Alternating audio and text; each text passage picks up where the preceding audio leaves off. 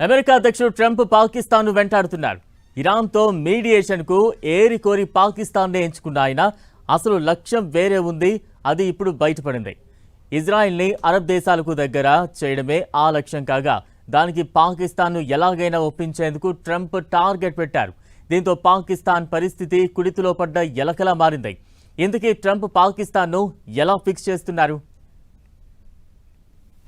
పాక్ ని ఫిక్స్ చేసేందుకు ట్రంప్ మరో వ్యూహం. అబ్రహాం అకార్డ్లో చేరాలంటూ పాక్ పై పరోక్ష ఒత్తిడి. సౌదీతో న్యూక్లియర్ డీల్ అంటే ఇజ్రాయెల్ను గుర్తించడమేనంటోన్న ట్రంప్.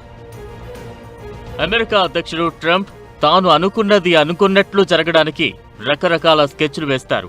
ఇది ఎవ్వరికీ తెలియనిదేం కాదు.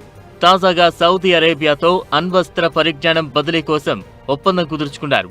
దీనిపై మాట్లాడుతూ సౌదీతో ఇలాంటి ఒప్పందం అంటే అది ఇజ్రాయెల్ను గుర్తించడమేనన్నారు.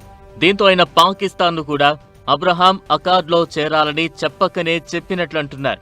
అసలు సౌదీతో చేసుకున్న డీల్లో ఆ మాట లేకపోయినా ట్రంప్ ఇలా అన్నారంటే ఆయనెంత పట్టుదలగా ఉన్నది అర్థమవుతోంది. నిజానికి 2 నెలల క్రితమే పాకిస్తాన్ ముందు ఈ ప్రపోజల్ పెట్టారు ట్రంప్. ఇరాన్, అమెరికా మధ్య శాంతి స్థాపన కోసం ప్రయత్నిస్తున్న పాకిస్తాన్ ట్రంప్ నుంచి ఇలాంటి డిమాండ్ను ఆశించలేదు.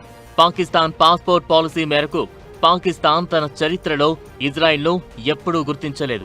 పాక్ పౌరులు ఇజ్రాయెల్ వెళ్లకుండా పాస్పోర్ట్ పై ప్రత్యేకంగా నిబంధన కూడా ఉంది.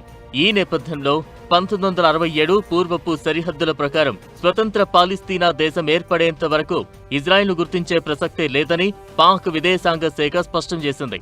డొనాల్డ్ ట్రంప్ అమెరికా అధ్యక్షుడిగా వ్యవహరించిన మొదటి దఫాలోనే ఇజ్రాయెల్, అరబ్ దేశాల మధ్య దౌత్య, ఆర్థిక సంబంధాలను నెలకొల్పేందుకు కుదిర్చిన ఒప్పందాలే ఈ అబ్రహాం అకార్డ్స్. ఇందులో ఇప్పటికే UAE, Bahrain, Morocco, Sudan, Kazakhstan వంటి దేశాలు చేరాయి. ఇప్పుడు పాకిస్తాన్ను చేర్చాలనేది అమెరికా వ్యూహం కాగా తనకు ఉన్న సమస్యల దృష్ట్యా పాకిస్తాన్ అందుకు అంగీకరించడం లేదు. అయితే అమెరికా నుంచి భారీగా ఆర్థిక సాయం కోరుతున్న నేపథ్యంలో ట్రంప్ దానికి బదులుగా ఈ ఒప్పందాన్ని తెరపైకి తెచ్చి పాక్ పాలకులను బెంబేలెత్తిస్తున్నారు. ఇవి బులెటిన్ విశేషాలు.